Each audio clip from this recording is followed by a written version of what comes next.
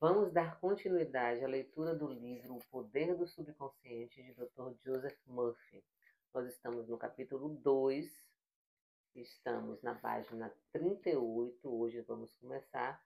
Então a gente faz a leitura sempre com a interpretação à luz da saúde integrativa, da neurociência e da física quântica. Meu nome é Maria Eugênia Vieira, sou fisioterapeuta integrativa há 23 anos e trabalho com a cura de dentro para fora. Por isso que esse livro está sendo lido aqui neste momento, porque a mente subconsciente, ela é a sede do sistema nervoso autônomo, que é onde acontece toda a cura dentro de nós. O imenso poder da sugestão. Pelo que você pode depreender do que foi exposto, a mente consciente é uma espécie de vigia do portão. Uma de suas funções mais importantes é a de proteger o subconsciente de impressões falsas. A razão por que isso é tão importante retroage a uma das leis básicas da mente, que a mente subconsciente é extremamente sensível a sugestões. Então, por isso que a mente consciente, que é representada pelo neocórtex, que é onde a gente faz a ligação dos sentidos, dos 5 sentidos, ela é o vigia do portão, o portão da mente subconsciente. Por isso que existe essa barreira crítica. Existe uma barreira crítica que separa a mente consciente da mente subconsciente, justamente para filtrar tudo que vai para a mente subconsciente. E essa barreira, ela é inexistente até os 7 anos. Por isso que até os 7 anos, tudo que a gente ouve, tudo que a gente vive, tudo que a gente sente, sinestesicamente, pelo olfato, pela boca, todos os 5 sentidos que nos fazem experienciar determinados fatos, eles ficam impregnados na mente subconsciente e aquilo ali torna-se lei. Como você sabe, ela não faz comparações nem estabelece contrastes. Ela não raciocina nem pensa por si mesma. Essa última função cabe ao consciente. Não, ela simplesmente reage às impressões que lhes são transmitidas pelo consciente. Nem decide, nem escolhe entre diferentes cursos de ação. Ela aceita meramente o que lhe é dado. Acabei de fazer um vídeo agora para o meu Instagram, @doutora Maria Eugênia Vieira, sobre isso. Falando que quando você assiste a um filme, quando você lê um romance, tudo aquilo que você está lendo com a sua mente consciente, que você está imaginando, você está levando para a mente subconsciente das suas emoções. E por isso que quando a gente assiste a um filme triste, a gente chora, a gente pode ter arrepios se a gente assistir a um filme de terror, porque a mente subconsciente ela reage às impressões. E falando dos nossos pensamentos, então, à medida que a gente pensa feliz, motivação, entusiasmo, coisas boas, a gente vai imprimindo essa impressão na mente subconsciente de sentimento.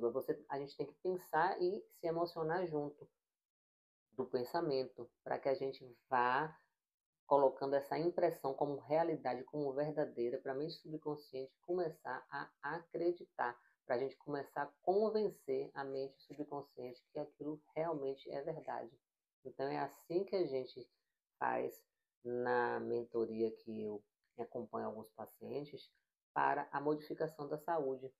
A gente vai visualizar, claro que antes tem todo o embasamento teórico-científico, a gente vai visualizar os sentimentos, as emoções novas do seu novo eu, deixar as emoções, sentimentos, pensamentos do velho eu para trás e começar a focar a atenção e a energia nas novas emoções, nos novos pensamentos, nas novas ações, para criar novas experiências e criar uma nova personalidade.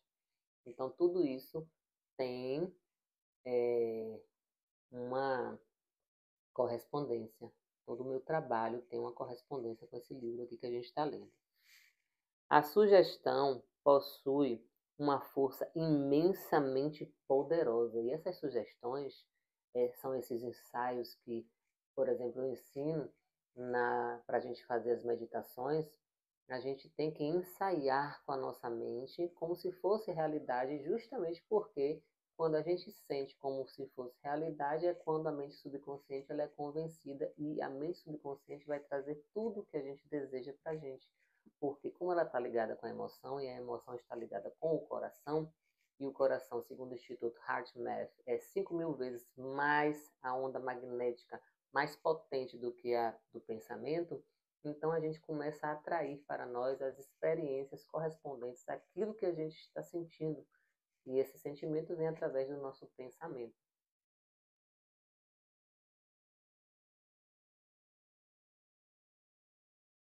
Imagine que você está a bordo de um navio que balança um bocado, de um lado para o outro. Você se aproxima de uma passageira de aparência tímida e diz: Ei, você não parece bem. Seu rosto está praticamente verde. Acho que você vai ficar enjoada. Quer que ajude a ir até o seu camarote? A passageira empalidece. A sugestão dada sobre enjoo no mar liga-se aos seus próprios medos e pressentimentos. E aí o que acontece? Ela o deixa acompanhá-lo até o camarote. E chegando lá, a sua sugestão negativa, que ela aceitou, transforma-se em vômito. Perceberam? Perceberam como é importante a gente estar do lado de pessoas que são positivas? Perceberam como o ambiente que nos cerca, ele tem o poder de nos levantar ou nos derrubar? Perceberam como o nosso subconsciente é sugestionável? Então é muito importante essa leitura aqui, gente. Prestem bem atenção. Tem os outros capítulos anteriores. Na verdade, outros capítulos não. São o capítulo 1 e esse início do 2 que se desdobraram em vários capítulos, porque eu vou lendo e vou dando as minhas pitadinhas de conhecimento para a leitura ficar mais fácil para você que está assistindo. Reações diferentes à mesma sugestão. É importante compreender que pessoas diferentes reagem de maneira diferente à mesma sugestão. Isso acontece porque têm diferentes condicionamentos ou crenças subconscientes. Aqui já explicou, eu já ia explicar exatamente isso. Vou contar uma história para vocês. Uma história pessoal, inclusive. Na época, meu pai, ele estava doente e ele adoeceu de câncer, né? Câncer de pulmão. E esse câncer ele veio após um fato que realmente afetou o seu pulmão. Dentre as linhas que eu trabalho é a leitura biológica ou nova medicina germânica. E nessa linha a gente biologicamente sabe qual foi o impacto que a pessoa recebeu, qual foi a percepção que ela teve frente a algum tipo de acontecimento que afetou aquele determinado órgão e que fez ela sentir aquele determinado sintoma. Então eu chamo isso de desvendar os sintomas. A gente passa a ser um detetive particular da vida dos outros, né? Então o meu pai ele adoeceu de câncer e faleceu.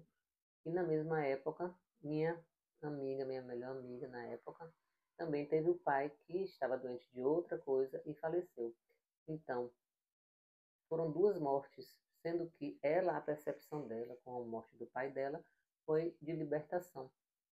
Ela não ficou com tristeza, da mesma forma que eu fiquei com a tristeza tremenda, fiquei inclusive depressiva na época, quando meu pai morreu. Então a minha percepção foi uma frente à morte de meu pai e a percepção dela foi outra frente à morte do pai dela. Foram o mesmo tipo de situação, porém cada uma teve uma percepção diferente. Então isso aqui mostra exatamente esse trecho.